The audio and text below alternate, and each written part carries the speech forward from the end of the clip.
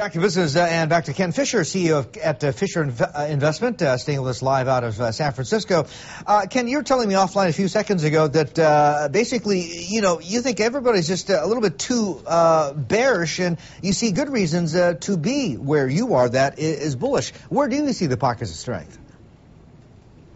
Well, let's look at it a different way. If you go back 110 years ago to Charles Dow's The Beginning of the Dow Theory, you can't actually find a U.S. recession, and Dow knew this at the time, where the transports didn't confirm the downturn and transport capacity utilization didn't fall. If you actually look whether, of course in those days it was all rail, but if you look at rail, truck, ship, transport capacity utilization is high, transport stocks are strong, numbers keep coming in for the economy in the last little bit stronger than people expected, whether it's GDP numbers for first quarter in America or let's say Europe. At the same time, retail sales numbers aren't strong, but they're stronger than people expected. And we keep having this world where people have been looking for a downturn and terribleness when what we have is very, very, very modest, slow growth. That world is much better for the market.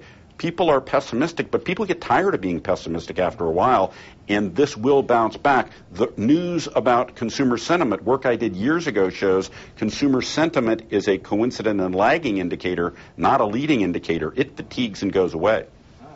Interesting stuff there. And also you see a bit of an election effect helping the market this time around. It's not an election effect helping the market. It's an anomaly that we've discovered that goes back very clearly in history and is very robust, is that between June and November, in an election year only, U.S. stocks tend to be strong compared to non-U.S. stocks, whether the rest of the time U.S. stocks are leading or lagging the economy. And in the instances where that hasn't worked, it hasn't kind of not worked by very much.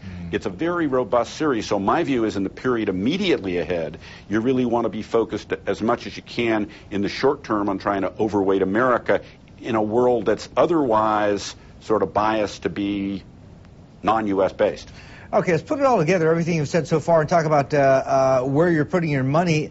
Energy, that seems like a no-brainer there. Materials, industrials, the capital-intensive parts of technology, also non-brick emerging markets. A lot of this sounds like sort of cyclicals to me. Which is what I've been describing on the one hand. Yep. On the other hand, some of this is opportunistic in my sense of the world just seeing things backwardsly wrong, in the sense that if you look today at the way the world read the news about Dow Chemical, I think that's a wrong way to read it, because Dow, which is one of the greatest companies in the world, this is a company that steadily, decade after decade, year after year, keeps gaining market share in category after category, and has moved from not one of the major players in the world 30 years ago to the largest in America and the second largest in the world. Whatever impacts them, it impacts all their competitors more. So reading that as a negative, to me, it's just another opportunity for Dow to keep moving forward doing what it's done. All right. So in other words, it's a relative gain here with higher input costs. It's a question of who manages these costs better then. And in that game, I think Dow wins hands down.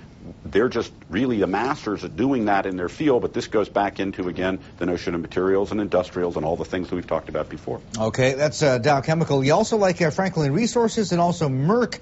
Talk to us about Franklin first.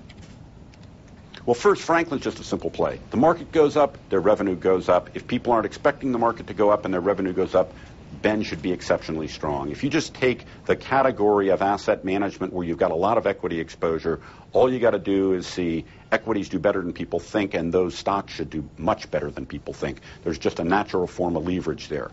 So That's my view. Great company, very strong all around the world. People don't expect it to get this benefit that I expect it to get. All right, Ken, one last one, Merck, and we'll talk about that in just a little bit. Stay with us. Ken Fisher there. We'll continue talking with him live out of San Francisco in just a little while.